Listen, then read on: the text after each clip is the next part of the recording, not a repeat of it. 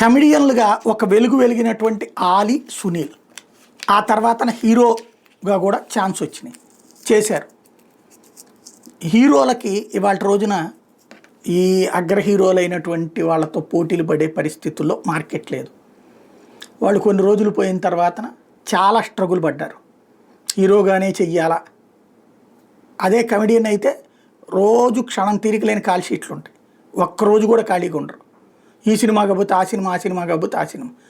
అదే హీరో అంటే ఇప్పుడు మన హీరోలు ఏం చేస్తారు, ఓ సినిమా 3 నెలలు, 4 నెలలు, 5 నెలలు, 6 నెలలు, కొంతమంది ఏడాది కూడా తీస్తున్నారు. ఆ తర్వాత 6 నెలలు, ఏడాది ఖాళీ.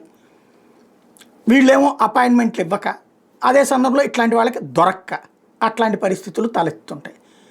చివరికి సునీల్ ఇప్పుడు విలన్ వేషాలు వేస్తున్నాడు, ఆలీ రకరకాల వేషాలు వేస్తున్నాడు, కానీ కామెడీ వదిలిపెట్టలేదు.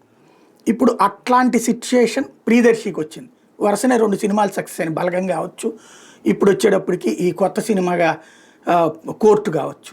దాంతో హీరో వేషాలు అన్నటువంటిది అవుతుంది. ప్రియదర్శి మంచి సబ్జెక్ట్ ఉన్నోడు, సునీలు వీళ్ళని చూసి నేను నేర్చుకోవాలి, ఇబ్బంది కలగకుండా చూసుకుంటే, ఏదైతే కామెడీ వదిలిపెట్టద్దు, హీరో పోర్షన్ వస్తే చేయడం, కామెడీ పోర్షన్ మాత్రం వదిలిపెట్టకుండా సినిమాల్లో అది కంటిన్యూ చేసుకుంటే కెరీర్ నిలబడుతుంది.